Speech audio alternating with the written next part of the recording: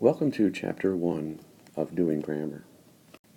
Nouns, verbs, adjectives, adverbs, and prepositions.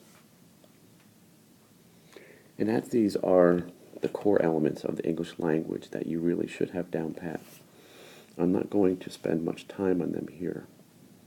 Yes, there are times when an adverb doesn't look quite like an adverb or a preposition seems like something else, but for the most part, you should be able to identify these words automatically if you are in a course like this.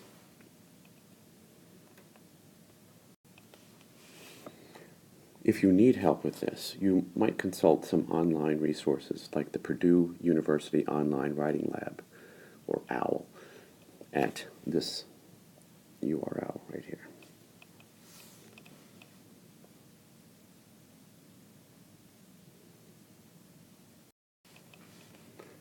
While the distinction between content and function words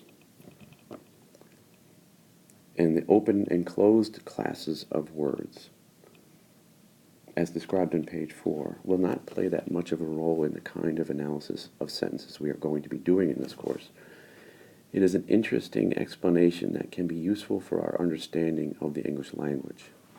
A noun or a verb like tree or grow are content words, in that they have real meaning, while a determiner, an article in this case like a, or a pronoun like it, doesn't have meaning in itself, but functions to refer to something in a particular way.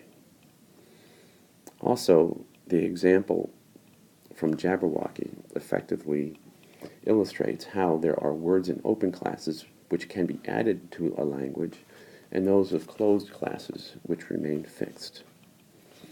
The textbook includes for each of the parts of speech a more traditional grammar definition and a more linguistics-based definition. You might try to figure out which one works better for you if you have any difficulty. On page 8, the section on adverbs discusses how these words are sometimes the most difficult to identify. They can be single words, prepositional phrases, noun phrases or clauses, and there can be one or many of each tacked on to a sentence after the verb. Many adverbs are easy to spot because they are one word ending in ly and have been derived from an adjective, but there are many others that do not have that ending. In general, you can test for adverbs by determining whether they answer questions like how, why, when, and where. Our textbook includes a rather long section on kinds of adverbs, of manner, purpose, duration, etc. If this helps you grasp the adverbness of adverbs, then use it, but I won't ask you to do this when you are analyzing sentences. It seems unnecessary and tedious step that requires you to know a very long list of words when it is sufficient to determine if the adverb answers the questions of how, why, when, or where. One comment on prepositions. Remember that even though most of the time they are one word, they can also consist of two or more words. And when this occurs, we consider those two or three words to be one preposition. Here, next to is an example with two words, and in front of even three words.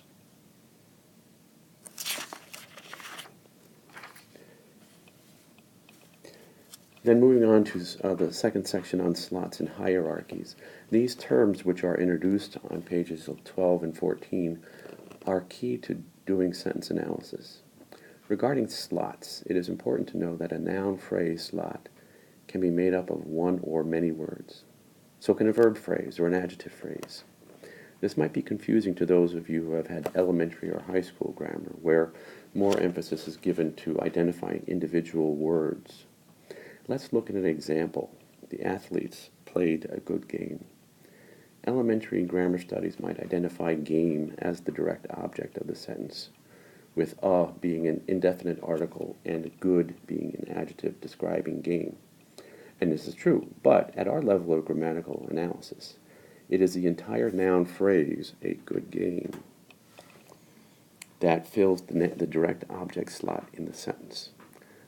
And good are still an article and an adjective, but they form together with game a single noun phrase constituent. Game is the head word of that noun phrase, since it is the noun of the noun phrase, and together they make up a hierarchy with the other two words supporting the head word of the phrase.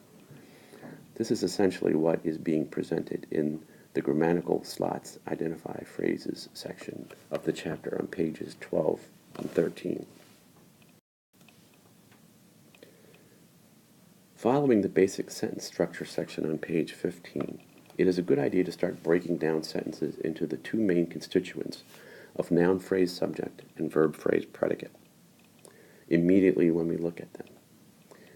These abbreviations, separated by colons, show both a constituent structure or form, the noun phrase, for example, the NP, represents the form that a constituent takes, and function, how it functions in the sentence, in this case as the subject.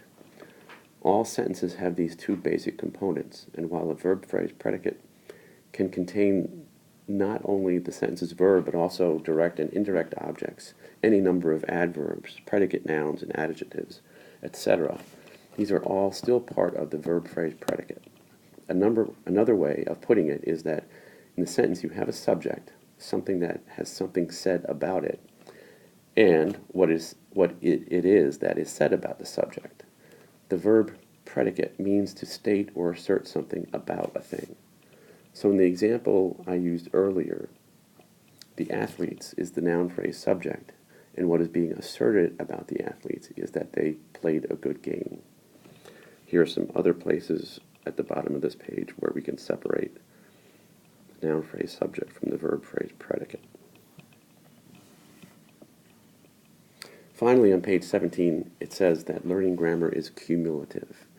That is, if you don't master what is in Chapter 1, you won't be able to handle the material in Chapter 2 and so on. It will not happen that something will become clear later on. Later on, you will have more to take on, and it will get more and more complex. So ask questions if something is not making sense to you.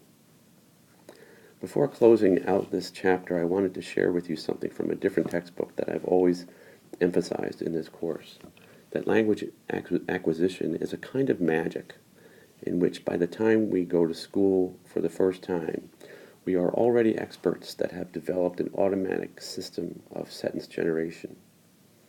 Here's a paragraph from Martha Cohn's book called Understanding English Grammar.